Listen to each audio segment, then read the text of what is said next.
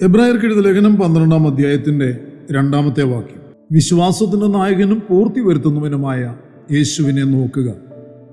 തന്റെ മുൻപിൽ വച്ചിരുന്ന സന്തോഷം ഓർത്ത് അവൻ അപമാനം അലക്ഷ്യമാക്കി ക്രൂശിനെ സഹിക്കുകയും ദൈവസിംഹാസനത്തിന്റെ വലത്തുഭാഗത്ത് ഇരിക്കുകയും ചെയ്യും.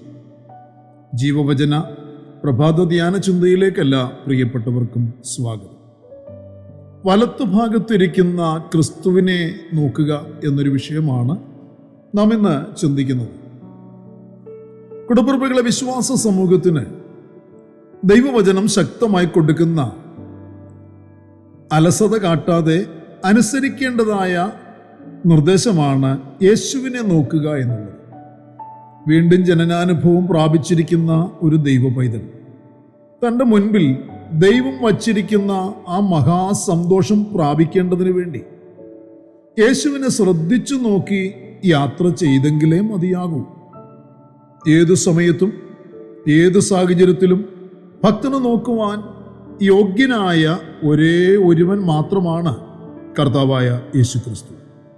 വീണ്ടെടുക്കപ്പെട്ടവർ യേശുവിനെ നോക്കുവാനുള്ള കാരണങ്ങളിൽ ഒന്നിനെക്കുറിച്ച് ഈ വാക്യത്തിൽ നിന്ന് ചിന്തിക്കുവാനാണ് അല്പസമയം താല്പര്യപ്പെടുന്നത്. ദൈവസിംഹാസനത്തിന്റെ വലത്തുഭാഗത്തിരിക്കുന്നവൻ എന്നതിനാലാണ് നാം ക്രിസ്തു യേശുവിനെ നോക്കി യാത്ര ചെയ്യുവാനുള്ള കാരണങ്ങളിൽ ഒന്ന്. നമ്മുടെ വീണ്ടെടുപ്പുകാരനായ കർത്താവ് ഇന്ന് ദൈവസിംഹാസനത്തിന്റെ വലത്തുഭാഗത്തിരിക്കുന്നവനാകയാൽ നാം അനുഗ്രഹിക്കപ്പെട്ടവരാണ്. അവൻ അവിടെ ഇപ്പോൾ ഇരിക്കുന്നത് പ്രിയരെ നമുക്ക് വേണ്ടിയാണ്. അവൻ അവിടെ ഇരിക്കുന്നതിൻ്റെ അനുഭവങ്ങളാണ് നാം ഇന്ന് അനുഭവിച്ചു കൊണ്ടിരിക്കുന്നത്. അത് തിരിച്ചറിഞ്ഞ് ജീവിക്കുന്നവനായിരിക്കണം ഒരു ദൈവപൈതൽ. യേശുക്രിസ്തു ഇന്ന് സ്വർഗസിംഹാസനത്തിൽ ഇരുന്നു കൊണ്ട് നമുക്ക് വേണ്ടി ചെയ്യുന്ന കാര്യങ്ങൾ എന്തൊക്കെയാണ്?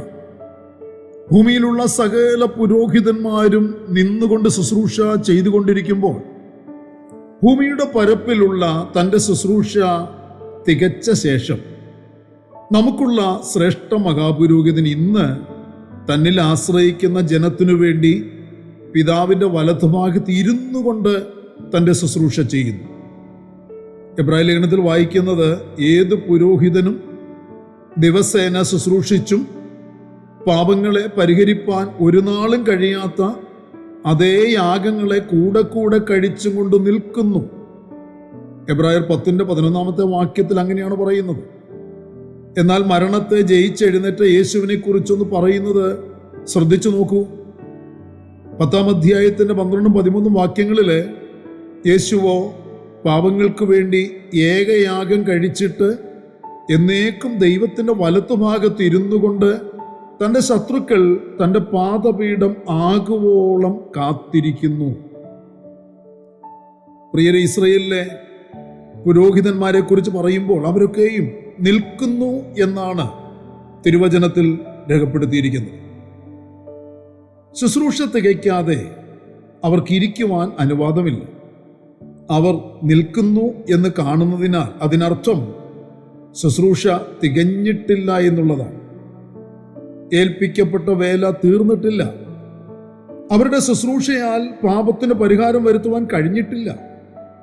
എന്നാൽ യേശുക്രിസ്തുവിന്റെ ശരീരം എന്ന യാഗത്താൽ പാപങ്ങൾക്ക് വേണ്ടി ഒരിക്കലായി ഏകയാഗം കഴിച്ചിട്ട് തൻ്റെ ശുശ്രൂഷയ്ക്ക് തികവ് വന്നതിനാലും എന്നേക്കും ദൈവത്തിൻ്റെ വലത്തുഭാഗത്ത് ഇരുന്നു. ഇപ്പോഴും വലത്തുഭാഗത്തിരിക്കുന്നവനായും ഇരിക്കുകയാണ്. എബ്രായ ലേഖനത്തിൽ വായിക്കുന്നു, അവൻ അവൻ്റെ തേജസ്സിൻ്റെ പ്രഭയും തത്വത്തിൻ്റെ മുദ്രയും സകലത്തെയും തൻ്റെ ശക്തിയുള്ള വചനത്താൽ വഹിക്കുന്നവനും ആകൊണ്ട് പാപങ്ങൾക്ക് പരിഹാരം ഉണ്ടാക്കിയ ശേഷം ഉയരത്തിൽ മഹിമയുടെ വലത്തുഭാഗത്തിരിക്കുകയും അവൻ ദൈവദൂതന്മാരെക്കാൾ വിശിഷ്ടമായ നാമത്തിന് അവകാശിയായതിനൊത്തവണ്ണം അവരെക്കാൾ ശ്രേഷ്ഠനായി തീരുകയും ചെയ്തു എന്നാണ് 1-ാമത്തെ അധ്യായത്തിൽ നമുക്ക് വായിക്കുവാൻ കഴിയുന്ന ഭാഗം. അവൻ അവിടെ ഇരിക്കുന്നതിനാൽ ഇനി പാപങ്ങൾക്ക് വേണ്ടി ഒരു യാഗവും ആവശ്യമില്ല. കാരണം എന്നേക്കുമുള്ള വീണ്ടെടുപ്പ് യേശുക്രിസ്തുവിന്റെ ശരീരയാഗത്താൽ സാധിപ്പിച്ചിരിക്കുന്നു. 9-ാമത്തെ അധ്യായത്തിൽ പറയുന്നു, സ്വന്തം രക്തത്താൽ തന്നെ ഒരിക്കലായിട്ട് വിശുദ്ധ മന്ദിരത്തിൽ പ്രവേശിച്ച് എന്നേക്കുമുള്ളൊരു വീണ്ടെടുപ്പ് സാധിപ്പിച്ചു. പ്രിയരെ, ഇപ്പോഴും വലത്തുഭാഗത്തിരുന്ന് തൻ്റെ രക്തത്താൽ വീണ്ടെടുക്കപ്പെട്ടവർക്ക് വേണ്ടി പക്ഷപാതം ചെയ്യുന്ന ഏക മധ്യസ്ഥനായി കർത്താവായ യേശു ക്രിസ്തു ശുശ്രൂഷ ചെയ്യുന്നു. റോമാലേഖനത്തിൽ അപ്പോസ്തലൻ പൗലോസ് ഓർപ്പിക്കുന്നു, ക്രിസ്തുയേശു മരിച്ചവൻ, മരിച്ചിട്ട് ഉയർത്തെഴുന്നേറ്റവൻ തന്നെ. അവൻ ദൈവത്തിൻ്റെ വലത്തുഭാഗത്തിരിക്കുകയും നമുക്ക് വേണ്ടി പക്ഷപാതം കഴിക്കുകയും ചെയ്യും. തന്നിൽ ആയിത്തീർന്നവർക്ക് വേണ്ടി, യേശുക്രിസ്തുവിലായിത്തീർന്നവർക്ക് വേണ്ടി, തനിക്കായി കാത്തിരിക്കുന്നവർക്ക് വേണ്ടി ഇന്നും പക്ഷപാതം ചെയ്തുകൊണ്ടിരിക്കുന്ന പുതിയ നിയമത്തിൻ്റെ ഏക മധ്യസ്ഥൻ മരിച്ചിട്ട് ഉയർത്തെഴുന്നേറ്റ കർത്താവായ യേശുക്രിസ്തു മാത്രമാണ്. അവൻ മധ്യസ്ഥൻ മാത്രമല്ല, ഭൂമിയിൽ വരാൻ കാത്തിരിക്കുന്ന രാജാവുമാണ്.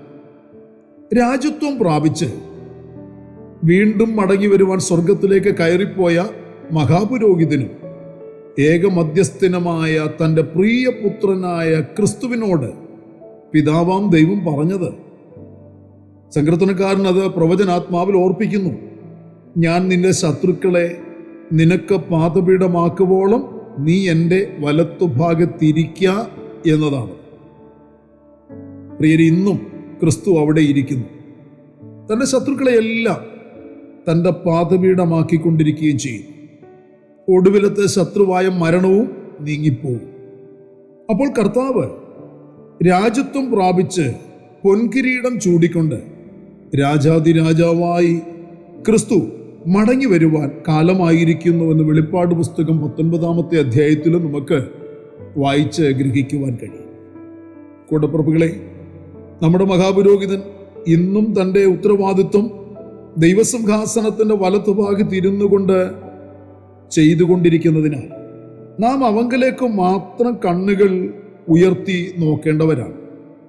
നാം ഇന്ന് അന്വേഷിക്കേണ്ടതും അവനിരിക്കുന്നിടമായ ഉയരത്തിലേതാണ്.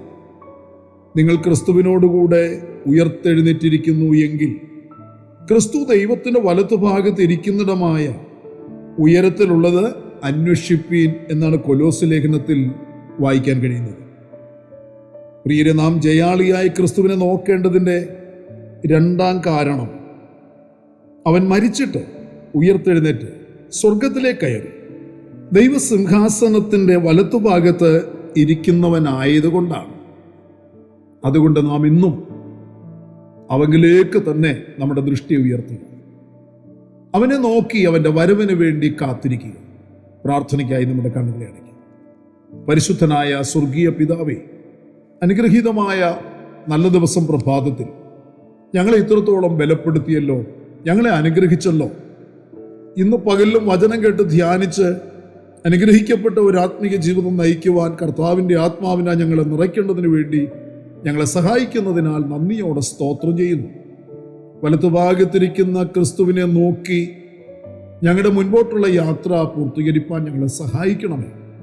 സമർപ്പിച്ച് പ്രാർത്ഥിക്കുന്നതാണ് മക്കളുടെ മേൽ കർത്താവിൻ്റെ കൃപ പകരണമെന്ന് പ്രാർത്ഥിക്കുന്നു. ജനം ഭാരമുള്ളവരായി വേദനയുള്ളവരായി കഴിയുന്നവർ ഇതിന് നടുവിലുണ്ട്. അവർക്ക് വേണ്ടി പ്രാർത്ഥിക്കുന്നവരുടെ ഭാരത്തെ അകറ്റിക്കൊടുക്കണം, അഴിച്ചു കളയണം, അവർക്ക് സൗഖ്യം കൊടുക്കണം. ജനം വിടുവിക്കപ്പെടട്ടെ കർത്താവേ. പ്രാർത്ഥന കേട്ട വൻകൃപയ്ക്കായി സ്തോത്രം. സകലതും ഞങ്ങൾക്ക് വേണ്ടി ജീവൻ തന്ന യേശു ക്രിസ്തുവിൻ്റെ ധന്യമായ നാമത്തിൽ താഴ്മയോട് അപേക്ഷിക്കുന്ന പച്ച ദയ തോന്നി കേൾക്കുമാറാകണമേ.